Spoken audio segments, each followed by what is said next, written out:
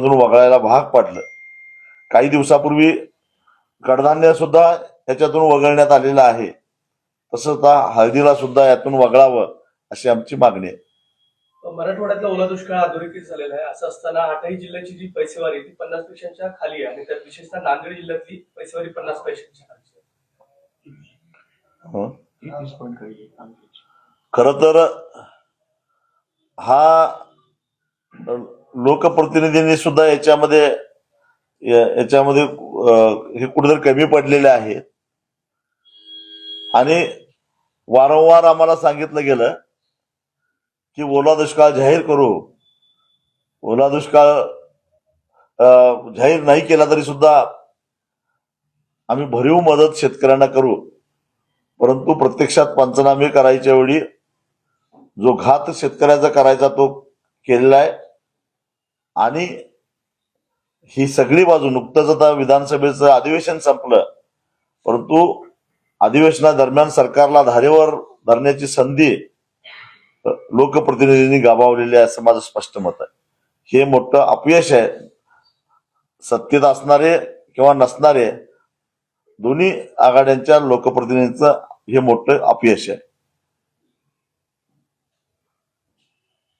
शेट्टी साहेब, सध्या महापालिकेच्या निवडणुका सुरू आहेत आणि असं असताना तुम्ही बघत असाल की बरेच ठिकाणी जे आहेत उमेदवार निवडून आलेले पाहायला मिळतात. या सगळ्या गोष्टीकडे कसं पाहतात विरोध आलेले आहेत? एका बाजूला प्रचंड अशी गर्दी झालेली दिसते उमेदवारांची. नुकत्याच झालेल्या नगरपालिकांच्या निवडणुकीमध्ये प्रचंड पैशाचा चुराडा झालेला आहे. महापालिकेमध्ये सुद्धा तेच होत आहे. मताला 8 ते 10 हजार रुपये एवढा भाव निघालेला आहे.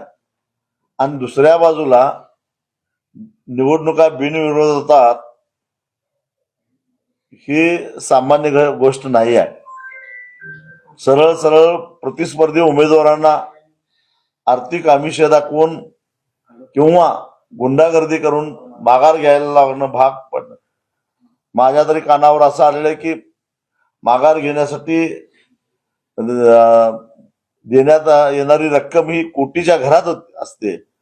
आणि असा काळा पैसा ज्यांनी राजकारणातून कमावलेला आहे त्यांनी अक्षरशः या लोकशाहीचे झेंडवडे काढायला सुरुवात केलेली आहे.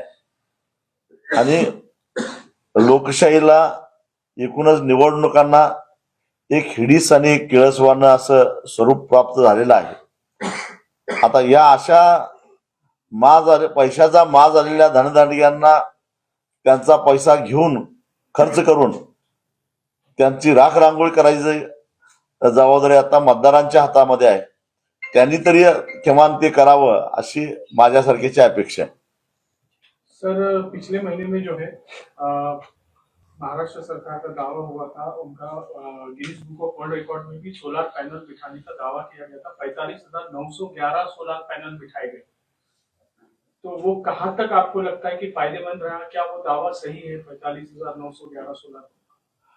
ये जो दावा सरकार कर रही है कई जगहों पे जबरदस्ती भी कर रही है, क्योंकि किसान जमीन नहीं देना चाहता है और जो सरकार की जमीन है वो अलग अलग आरक्षण के जरिए कुछ लोकल बॉडीज ने उसके ऊपर प्लानिंग किया था, वो सब खारिज करके इन्होंने सोलर पैनल बिठाकर हमारे देश के जो बहुत बड़े उद्योगपति है अदानी, उनका फायदा कराने के लिए, क्योंकि सारे पैनल ये अदानी के है और उनका बिजनेस ज्यादा से ज्यादा होना चाहिए, इसलिए सब प्रयास हो रहा है और वर्ल्ड रिकॉर्ड होने का नौटंकी कर रहे हैं। सर, अभी देखा गया कि महाराष्ट्र में सबसे ज्यादा किसान आत्महत्या हो रही है और मराठवाड़ा में भी उसका प्रमाण सबसे अधिक है। तो सरकार उसके लिए भी मदद जितनी चाहिए वो नहीं कर पा रही है, उसके बारे में आप क्या बोलें? सरकार बिल्कुल मदद नहीं कर रही है। एक तो किसानों का जो कर्जा था वो कर्जा पूरा माफ करने का उन्होंने वादा किया था, लेकिन तारीख पे तारीख सिर्फ तारीख दे रहे हैं, सरकार तारीख देती है लेकिन बैंक चुप बैठती नहीं है, इसलिए किसानों की आत्महत्या थम नहीं रही है। दूसरी बात यह है कि किसानों को लागत से भी कम दाम में अपनी फसल बेचनी पड़ रही है। फॉर एग्जाम्पल अभी मक्का का ले लीजिए, मक्के का एमएसपी जो सही ढंग से निकाला नहीं जाता है, यह हमारा दावा है, फिर भी जो भी सरकार ने निकाला है एमएसपी वो भी आज की तारीख में किसानों को नहीं मिल रहा है, उससे कम दाम में अपनी फसल बेचनी पड़ रही है। वही हालात सोयाबीन के हैं। सोयाबीन का एमएसपी है इस साल का 5,328 और किसान बेच रहे हैं 4,000 3,500 रुपए क्विंटल। सोयाबीन के दाम बढ़े क्योंकि सरकार ने बाहरी देशों से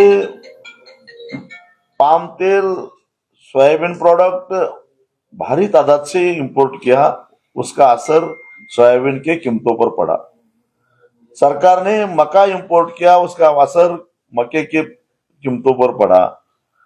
एक तरफ सरकार जो पूंजीपति है उनको पैसा कमाने का अवसर देने के लिए इंपोर्ट एक्सपोर्ट नीति अपना रही है, और नीतियां उन्हीं के फायदे की होती है जिनका फायदा इंपोर्ट एक्सपोर्ट में होता है, ना कि किसानों के लिए, ना कि उपभोक्ताओं के लिए। और इस सब का नतीजा ये हुआ है कि किसानों की आत्महत्या दिन ब दिन बढ़ती जा रही है। आजचा एक फोटो समोर येतोय, ज्या फोटोमध्ये शेतकऱ्यांसाठी काम करणारे तुम्ही स्वतः असतील, सदाभाऊ खोत असतील किंवा पंजाबराव पाटील असतील एकाच फोटोत दिसतात. काय या फोटो मागचं कारण आहे आणि आज काय करत आहे? शनिवारी आम्ही सातारा कोर्टामध्ये 2013च्या एका केस संदर्भामध्ये हजर होतो। आता आमच्यात जमतंय काय नाही जमत, आमचे कसे संबंध आहेत याच्याशी कायद्याला काही देणं घेणं नसतं, आणि तारखेला सगळे आरोपी हजर असतील तरच ती चालली जाते किंवा त्याच्यामध्ये प्रगती होते। त्यामुळे मनात असो अथवा नसो शेवटी कोर्टासमोर सगळ्यांना हजर राहावंच लागतं। तर अनेक बाजार समिती जे आहेत आता पर्यटन मंत्री चेअरमन होणार आहे, निवडणुका सुद्धा होणार नाही, तर काय करणार शेतकऱ्यावर? राज्यामध्ये जेवढ्या सक्षम आणि आर्थिकदृष्ट्या भरभक्कम असणाऱ्या ज्या बाजार समित्या होत्या त्या सगळ्यावर आता पणन मंत्री, पणन राज्यमंत्री आणि त्यांनी नेमलेले किंवा सरकारनं नेमलेले प्रतिनिधी आता कारभार करणार। त्या ठिकाणी व्यापाऱ्यांच्यातून, शेतकऱ्यांच्यातून, हमालांच्यातून निवडून येणारे जे प्रतिनिधी होते त्यांना तिथं काम करण्याचा एक प्रकारे अधिकार काढून घेतला गेला। करोडो रुपयांचा या ठिकाणी व्यवहार होत असतो, तिथं लोकशाहीचा गळा घोटून या ठिकाणी मॉनिटरिंग सुरू केलं। म्हणजे जणू काय हा सारा आता ही सारी दौलत, ही सारी संपत्ती सरकारच्या आणि पर्यायानं पणन मंत्र्याच्याच ताब्यात राहिली पाहिजे, आणि नोकरशहांच्या मत्तीनं त्याचं नियंत्रण आमच्या हातात असलं पाहिजे। ही प्रवृत्ती अत्यंत घातक आहे। लोकशाहीचे गोडवे गाणाऱ्या मुख्यमंत्र्यांनी या प्रश्नाचं काहीतरी उत्तर दिलं पाहिजे। मी विधानसभेच्या सदस्यांना, आमदारांना एक प्रश्न विचारतो की हे विधेयक चर्चा न करता विधानसभेत मंजूर झालंच कसं, आणि या शेतकऱ्यांनी मतं देऊन निवडून दिलेले लोकप्रतिनिधी त्यावेळी काय करत होते, आणि ज्या बाजार समित्या तोट्यात आहेत, रखडत चाललेल्या आहेत, त्या मात्र आता तुम्हीच चालवा। म्हणजे एक प्रकारे आजारी तोट्यातल्या बाजार समित्या आता शेतकऱ्यांनी बघून घ्यावं, तुमचं तुम्ही काय करायचं ते करा, आणि ज्या नफ्यातल्या आहेत, प्रचंड पैसा जिथं आहे तो मात्र आम्ही चालणार, अशा प्रकारची ही प्रवृत्ती एकूण सरकारची दिसते। ओके, चल, थँक्यू।